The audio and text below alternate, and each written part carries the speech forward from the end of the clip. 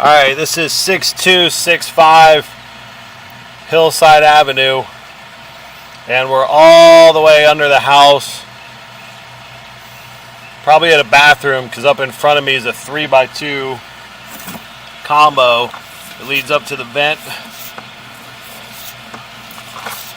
So we've just cleaned this guy out, got quite a bit of rust and scale out of here. You see it's all nice and round and pretty. Once I get all the way out, I'll be able to show. I usually put all the rust in a 5-gallon bucket, so I'll be able to show you how much rust we got out of this guy. Wipe the camera head off. So here's our 5-gallon bucket.